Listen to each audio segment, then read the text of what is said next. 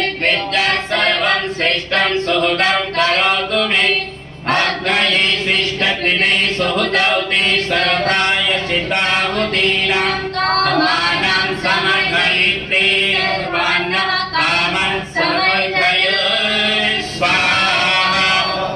आज जगह जगह यज्ञ हो रहे हैं, बट मेरे जैसे टीनेजर्स आज भी कंफ्यूज है कि यज्ञ होते क्यों हैं, क्या चीज है, इनका जीवन पर क्या प्रभाव है। तो आज हम यही चीज सुखमय प्रेम कथ विस्तार हो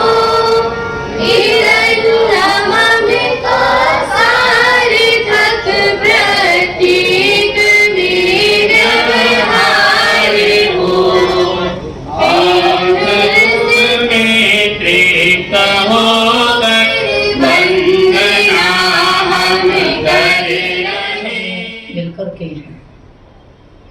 पवित्र यज्ञ का संपादन किया।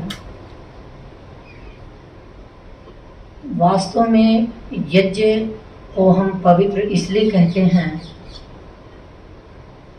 क्योंकि यज्ञ का सबसे मुख्य जो प्रयोजन है, फल है, वो पवित्रता है। इसलिए वेद के एक मंत्र में कहा, शुद्धा पूता भवत यज्ञयास, यज्ञ करने वालों तुम शुद्ध और पवित्र बन जाओ। और पवित्रता वरदान है। जिसके जीवन में पवित्रता आ गई उसके सारे मार्ग प्रशस्त हो जाते हैं, प्रसन्न हो जाते हैं। इसलिए यजुर्वेद के अंदर एक मंत्र में आरंभ में कहा, पवित्रेण शतायुषा। अय मानव, यदि तू जीना चाहता है, 100 वर्ष की आयु भी जीना चाहता है, तो पवित्रेण आयुषा, तो पवित्र जीवन के साथ जीना। अपवित्रता तेरे जीवन में नहीं आनी चाहिए। तो हम जो प्रातःकाल दैनिक अग्निहोत्र करते हैं, मैं समझती हूँ उसका बाहर के वातावरण को जहाँ वह पवित्र बनाता है, वहाँ मंत्रों के चिंतन से हमारे आंतरिक वातावरण को भी पवित्र बनाता है। बस एक बात है कि उन मंत्रों का चिंतन करें, एक चिंतन के साथ आहुति प्रदान करें, तो निश्चित रूप से अंदर और बाहर दोनों ओर पवित्रता का एक ऐसा वातावरण बन जाता है कि जिससे भी हमारी दृष्टि मिलती है तो वहीं पर एक पवित्रता बन जाती है। महापुरुषों के उस पवित्र जीवन से ही हम प्रभावित होते हैं। जहाँ भी पवित्रता है वहाँ निश्चित रूप से एक प्रसन्नता बनती है। तो यज्ञ को जहाँ हम एक पवित्र साधन मानते हैं और उस पवित्रता के कारण ही यज्ञ को केंद्र कहा, इस समस्त धरती का, समस्त भुवन का, लोक का केंद्र कहा, क्योंकि केंद्र में जाकर के यात्रा पूर्ण हो जाती है। भव चक्र में जब घूमते रहते हैं, एक चक्र के अंदर आप घूमना आरंभ कीजिए, आप घूमते रहेंगे, यात्रा की पूर्णता कभी नहीं होगी। और केंद्र में जाकर के यात्रा पूर्ण हो जाती है। तो ये संसार तो एक भव चक्र है और परमात्मा और यज्ञ ये दोनों केंद्र हैं। यज्ञ केंद्र है और परमात्मा महाकेंद्र है, अंतिम केंद्र है, चरम केंद्र है। तो यज्ञ के अंदर यज्ञ को पाकर के, जैसा कि वेद मंत्र में कहा, अयम यज्ञो भुवनस्य नाभिः, ये यज्ञ संसार का नाभि है, केंद्र है। हम अपने शरीर में देखें, नाभि समस्त शरीर के मध्य में है और नाभि से सारे शरीर की नस नाड़ियां जुड़ी हुई हैं और नाभि के विचलित होते ही सारे शरीर की नस नाड़ियां विचलित हो जाती हैं। भोजन का परिपाक ठीक नहीं हो पाता है और नाभि अपने स्थान पर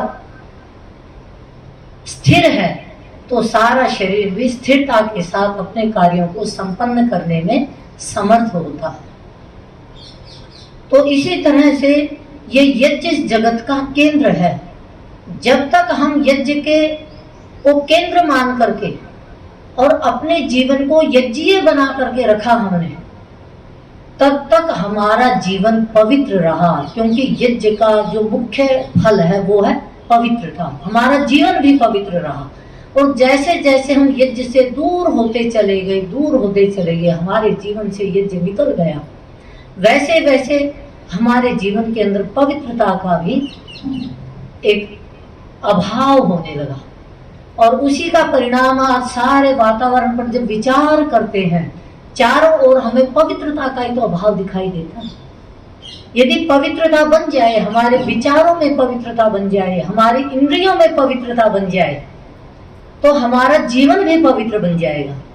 इसलिए हम जब संध्योपासना करते हैं तो मार्जन मंत्र आते हैं। ओम भूः पुनातु शिरसि, भुवः पुनातु नेत्रयोः। मैं जब मंत्रों का उच्चारण करती हूँ तो बहुत बहुत चिंतन बनता, बहुत अच्छा चिंतन बनता। हे परमेश्वर, भूः पुनातु शिरसि, मेरे बुद्धि में आने वाला प्रत्येक ज्ञान पवित्र हो जाए। क्योंकि हमारा जो ज्ञान होता है जब पवित्र बनता है तो वो पवित्र ज्ञान क्या बनता है, वो ज्ञान विवेक बन जाता है, वो ज्ञान विवेक बन जाता है। और जब वो ज्ञान पवित्र नहीं रहता तो वो ज्ञान विवाद का कारण बन जाता है। उसी से हम परस्पर तर्क प्रमाण दे दे करके और एक दूसरे को कष्ट देते हैं। किंतु वो ज्ञान जब पवित्र बन जाता है तो विवेक ख्याति बन जाती है, विवेक हो जाता है। फिर हम जानते हैं हम सामने वाले से जो विवाद कर रहे हैं, संवाद कर रहे हैं, वो संवाद दोनों के सुख शांति का कारण होगा या दुख और अशांति का कारण होगा। ये विवेक बन जाता हमारे जीवन में।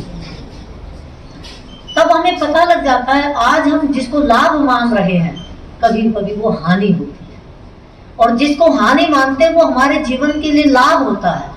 प्रातः काल उठने में हमें प्रमाद होता है, ऐसा लगता है यदि मैं उठ गया तो मेरा शरीर काम नहीं कर पाएगा, हम उसमें हानि मानते, किंतु प्रातः काल के उस जागरण में लाभ होता है।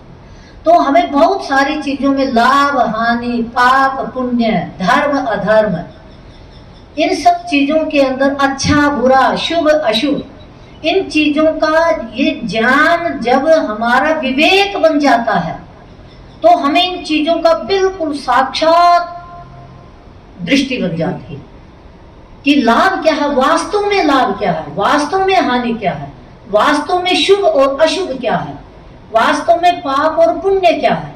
ये विवेक हमारे जीवन में इसलिए नहीं होता क्योंकि हमारा ज्ञान पवित्र नहीं रहता।